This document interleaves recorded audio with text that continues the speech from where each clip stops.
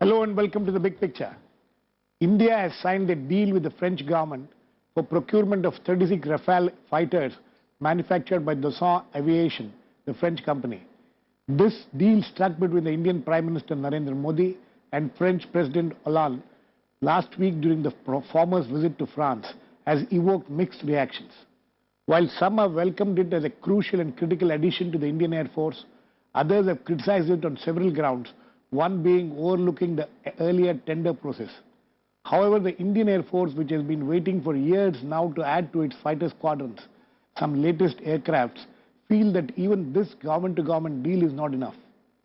Meanwhile, questions are being asked about what will happen to the deal signed earlier in August 2007 for Rafale to help the Hindustan Aeronautics Limited to build 108 aircrafts in India. We will look at this entire deal and what it entails and how it would help the Indian Air Force. To discuss this, I have with me Ajay Prasad, former Defence Secretary to the Government of India, Kapil Kak, retired Air Vice Marshal, Mohan Guruswamy, a defence analyst, and Saikat Datta, editor National Security Hindustan Times, on the phone line from Mumbai. Welcome to all of you. Air Marshal Kak, do you think this deal which has been struck is unusual, or is it something which could be, all those criticisms which are being made about overlooking the earlier contract process, the tender process can be overlooked? No, the criticisms aren't valid. Even if there is a certain critiquing one can do, it is because the facts aren't yet out of the ground. There is no signature prepared, appended to any document. It is a joint statement made by the Prime Minister Narendra Modi and François Hollande, President of France, that France will supply 36 flyaway condition Rafale to the Indian Air Force. That's part one. There is silence on what will be the follow-up program. Yes. Even on this deal, quote unquote, Prime Minister has said this will now be negotiated by the negotiating teams from both sides in terms of pricing and meeting the requirements in time scales. But I think, with your permission, if I can take a minute, I anchor this in a far greater strategic partnership. I think numbers and requirement meeting up of Indian Air Force is secondary in this larger context. We are looking at a new India, a leading power, a self-confident India, integrationist, nimble decision-making processes at the Ministry of Defence and the PMO, and a nimble diplomacy to support all this. Undergirding this is a conveying to the French, the German, and the Canadians where he's going next, or where he is already in Germany, is that India's mandate for foreign policy and security policy is domestic development and technology absorption and innovation. Technology is the driver for whatever has been said. And lastly, the fact that defense is an important element of that outreach to the world. So when you see, Girish, you see this large template, this is only one little element of that large template, but hugely significant to one, international relations, two, building up of aerospace industry, and three, ensuring that the serious imbalance that has occurred in the aerospace sector between India and China and India and Pakistan increasingly is now going to be addressed. That is the key element. So you think that this will also address the issue of Make in India? Absolutely, absolutely. Mohan, how would you look at it? Well, you're supposed to buy 18. Now you buy 36. So I don't see how Make in India comes to life. Make in India has now become Made in France. And this is only a deal to buy 36. We don't know what the price is, except that we have one newspaper saying that they know that it is going to be lower than what the Egyptians paid. Okay? And as far as strategic relations are concerned, which the Air Vice Marshal alluded to, India has 26 such strategic partnerships with all kinds of countries all over the world. So, it doesn't really amount to very much. The bottom line here is, if you're going to be a power, you've got to have an indigenous industry of your own, and you've got to encourage your own aircraft manufacturers to get producing. We have something called the light combat aircraft under development for the last 28 years. And there's been a lot of foot dragging, both by the designer, the manufacturer, the customer. The customer keeps changing specs. So this whole process epitomizes this nation's failure to do anything on time and to do anything properly. I think the Prime Minister ought to have spent time, sorting that out. Going and signing deals abroad to buy equipment is like behaving like Saudi Arabia. That is, you go and buy, and suddenly you think you're a military power. You cannot be a military power unless you have an industrial power. Unless you have an indigenous industrial base. An industrial base. And you're only buying, a few things here and there abroad to supplement your defense efforts. Here we end up buying 70% of our equipment from abroad.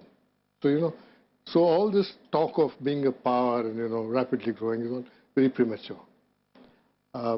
I think the important thing is that it meets a gap with the Indian Air Force. Does it meet the gap? It meets a gap. It meets a certain amount. It meets a certain gap with the Indian Air Force. This 36 aircraft is supposed to be it can have 2 squadrons. 2 squadrons, and maybe it never stops at 2 squadrons. When the first Mirage squadrons came, we were supposed to have 2 squadrons, but we ended up with 3 and then 4. Then when the first Sukhois came, we were supposed to get 72, but now we're going to have 272. When the first Pilatus planes came, we were supposed to have 2-3 dozens. Now we're going to end up more. Hawks came, same thing. So, this process starts. And I don't think it's going to stop at 36. 36 is neither here nor there. You might need twice that. Actually, the same number as Mirage 2000. You need something like that. And it's a good aircraft. Nobody is saying it's a bad aircraft.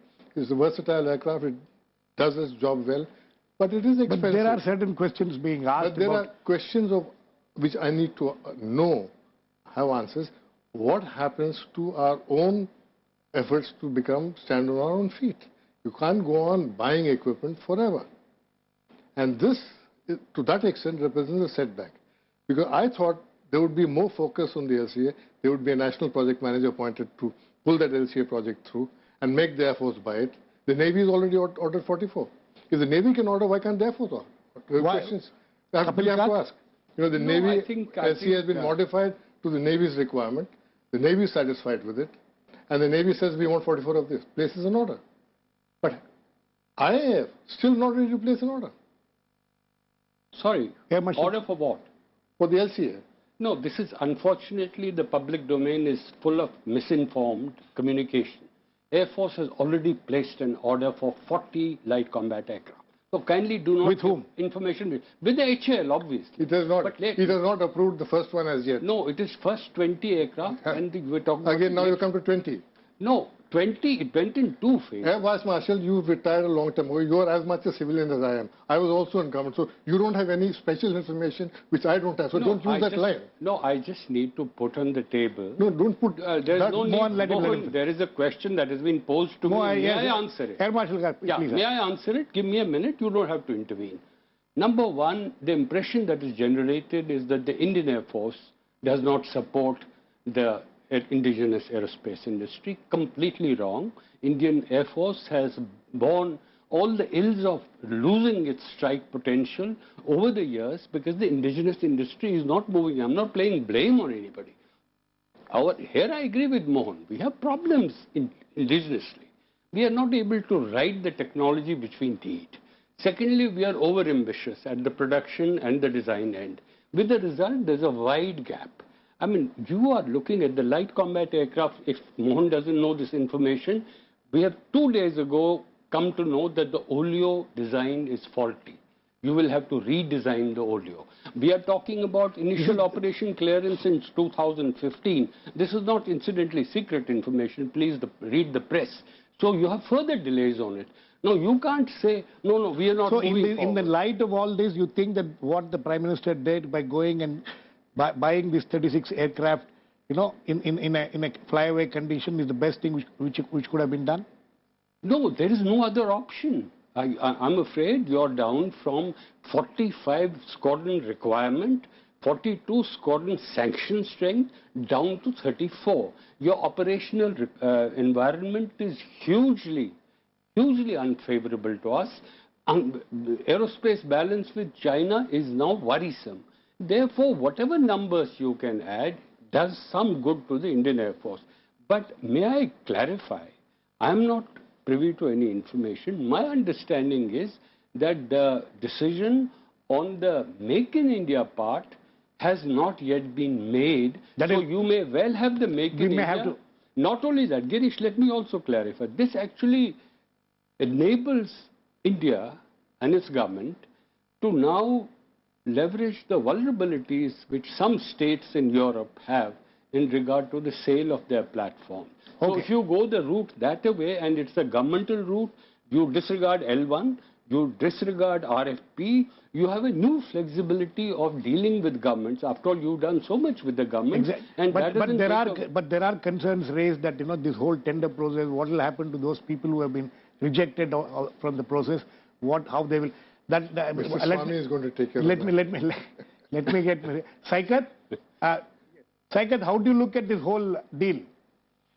Okay, let me start with a quick clarification, Girish. I am not with Hindustan Times anymore. Okay. Now, let's look at this in pure layman terms. Okay. Without getting into too many terminology. Let's say that there is a requirement for 100 cars. And I tell you that I'll give you 100 cars, but I'll give you few in 20 different times.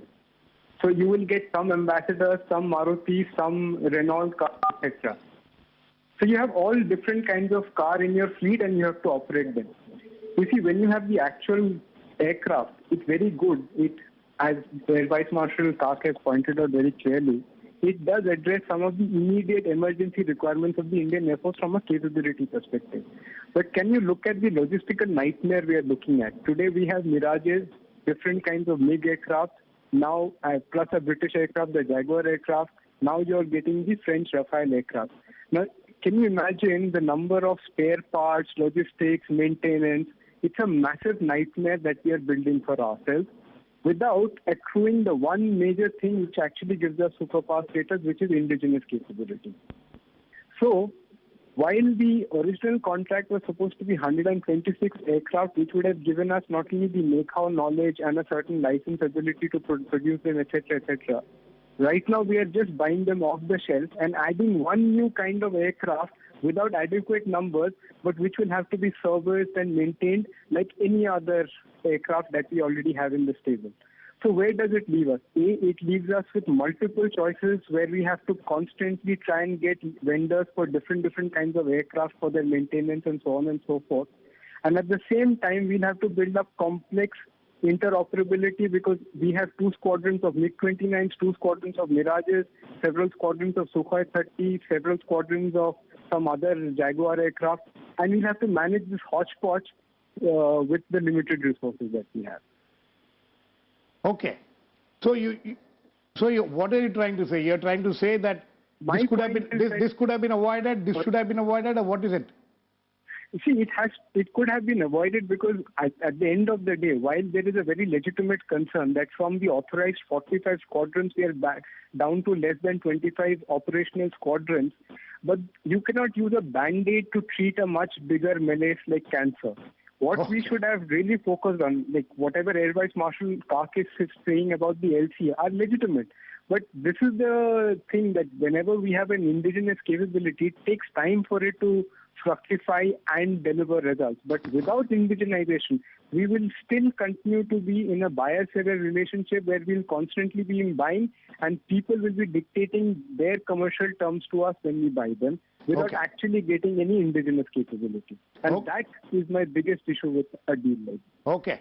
Mr. Ajay Prasad, sorry to come so late to you, but you heard all the arguments now. As a former defense secretary, as a man who has dealt with these things, do you think that the Indian government had no other option but to go in for this purchase? You see, I can understand the operational necessity for making this purchase at this stage. Enough has been already said about the depleting strength of the Indian Air Force, particularly in the context of a two-front war, if that situation ever arises. So there was a need to add to our strength, but unfortunately, What this has done is it has put the whole indigenous manufacturing program into a jeopardy. Right from the beginning, when the MMRCA was conceived of, indigenous manufacture was an essential part of the whole program. As you very well know, the whole idea was that 18 of these aircraft will be bought out and then 108 will be manufactured here in HAL under licensed production. And now with this purchase of 36, there is no clarity at all as to what is going to happen to indigenous manufacture. And I suspect that, as has been said earlier, that the purchase will not stop at 36. We may be soon compelled to go on adding to this buy situation, which militates against the whole policy of the government about Make in India and building up a strong indigenous manufacturing base. We are just perpetuating the situation. We buy 70% of our defense needs from abroad, and I suspect that this balance is only going to be further skewed. This is my whole unhappiness with this decision at the moment. So you don't have a problem as far as the aircraft itself is concerned, as far as its capabilities are concerned? No, you see, this has been gone into in great detail. Actually, the first idea of buying 126 MMRCAs was mooted somewhere in 2002, 2003. The RFP actually got issued only in 2007 after very detailed work on the preparation of the ASQRs. Now, since 2007, we are now in 2015.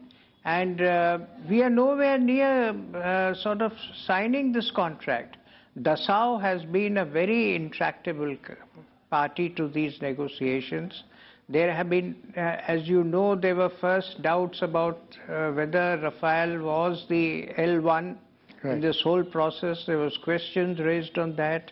Once those issues got resolved, then in the contract negotiations, you got stuck onto the whether Dassault refused to certify the indigenous manufacturing capabilities. They said they would not take guarantees for what is made here. This was, I think, one of the issues where the negotiations broke down for quite some time. Right. Now I don't know what is going to happen. You bought 36, you buy some more, probably you will issue a new RFP for another MMRCA. The whole program has gone into some kind of a spin. Okay. I think one must understand the genesis of this MMRCA contract. The Air Force first wanted some more Mirage 2000s in the early Mirage 2000s. Early 1900s. The Defense Ministry, in its wisdom, said that the Mirage 2000-5, which was the latest variant at that time, is not the same aircraft. So they wanted a single-engine light aircraft. So they said, no, you go and tender for it. So as a result, at that time, there were only just one or two light aircraft available. So they added a lot of capabilities, and then they got this big tender for these twin-engined heavy fighters. So you got a fighter which is almost 20-22 tons in weight. It's a heavy, it's got a long range, and it does not. It is very different from the light fighter you were trying to replace and to add. Okay. Now, if you buy this, you're going to have an Air Force entirely of heavy fighters. You have no Tejas, the LCA is languishing, so all heavy fighters you're going to have. So, you're very good at doing big operations, but, you need to also have numbers. Numbers will come when you get cheaper fighters. So you're going to have all expensive aircraft out there. No, but that is one. Now, as we look at the Mirage 2000, at that time, 1985, Rajiv Gandhi's government signed a deal for 150 of them. 50 to be bought, 100 to be made here. The HAL set up the line, but 100 was never made. Was never made. Some reason deal was scrapped. No, even in this case, there are doubts being expressed whether the entire terms of the contract will change because you're buying 36 flyover condition. Now, even now, Eurofighter could come across, Cameron could come to you and say that, look, I was willing to give you 36 off the shelf straight away. Why don't you take mine? Because it is the same L2 which is there's no difference between L1 and L2. They're all about the same, and mine could be cheaper. So you have to give me a chance. Now, how are you going to deal with all these questions? No, Air Marshal Kak, there are two aspects to this whole issue. Is that one is the capability of the aircraft, and the second is the process in which it has been bought. Both are important. Would you agree with that? And then what Mohan is saying now the other competitors who have been left out of the fray will come back and say that why were we denied this opportunity? I think there are 2-3 questions apart from this one which need to be clarified. Firstly, the numbers one, Mirage 2000s, we signed a contract for 49 aircraft. These were supposed to be direct flyaways, and these aircraft have operated brilliantly ever since 1985. The 150 aircraft to be manufactured and all, Mohan may know, but there was no such information as far as I have. They were but you don't know is a different thing. That's a different matter. You seem to know, I don't know. Okay. You know. Everything you know, I don't. Don't but say I don't fact know. is not what preceded it. Fact is what happened. That's the crucial part. There's no point going into history. What happened? We signed a contract for 49 aircraft. This was, you're talking of 1985. 85, they got inducted. Right. Signatures were done maybe in 84 end or beginning of 85. Then, after 49, we began to feel the need for more Mirages, and 10 more Mirage aircraft have been ordered. So we have actually now, not 2 as Mohan says and 2 as Saikat says, we have 3 squadrons of Mirage. Okay. Let's leave that apart. Now the point about, will we now continue with the production line? Let me sort of clarify for the viewers. We were in a pickle. What Mr. Prasad rightly said, you were neither doing Make in India, nor were you entering into a contract so that Air Force needs could be felt. From January 2012 to January 2015, you are in CNC, the negotiation, commercial negotiation. You are in a pickle. What could have happened? Modi may not have signed this. You would have been in a pickle for another 5 years. Air Force would have been crying blue murder. Your Make in India is not happening. So what do? When the question is, what is the reality on the ground? We can dream dreams. No, but what? Okay, but the question now is, this was the only option. This is the only option. Secondly, now the question about Make in India, I'm equally concerned. We have no alternative to enhancing and re-energizing our aerospace industry. Unfortunately, that is not happening at the pace we wanted it. Insofar as the role of this aircraft is concerned, it is not a heavy aircraft. Mohan has talked about tonnages. It is to meet the immediate requirements. Hold on. Meet the need for a platform between the yet-to-be inducted MiG-20 LCA, Tejas, and the heavy Sukhoi 30. Now, this is the area which but what about the question raised by Saikat that, we have these completely different sets of aircrafts now. We have lived with this maintenance and logistics problem.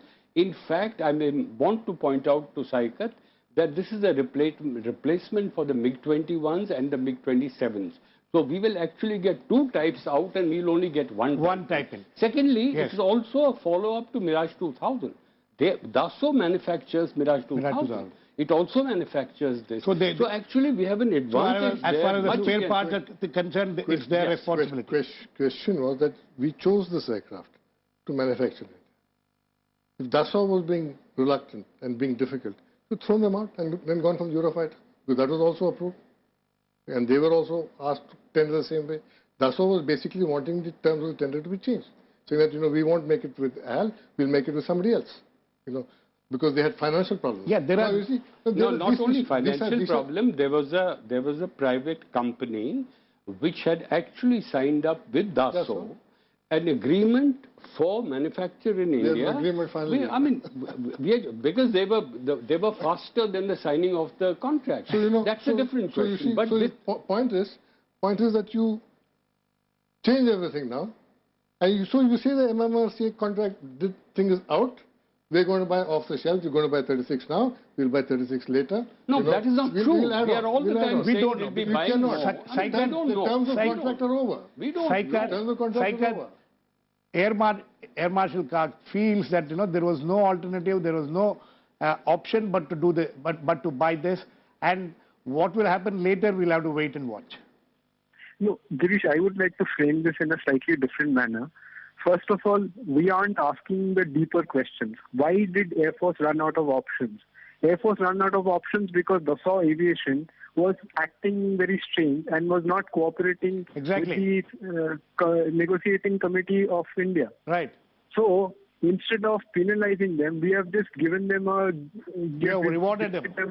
We have rewarded them. Ended up gifting up, blinking and gifting them a major gift at the prices that they have been quoting. That's point number one. Point number two, along with the deal for 126 aircraft, there was a huge offset clause where the local industry would have benefited massively. Right. Today, we have no clarity what happens to all the local industry which could have benefited from the original aircraft. Just to give you a number to substantiate this, see, between April 2000 and 2014, the FDI that India has attracted in the defense sector is a paltry and laughable $5 million.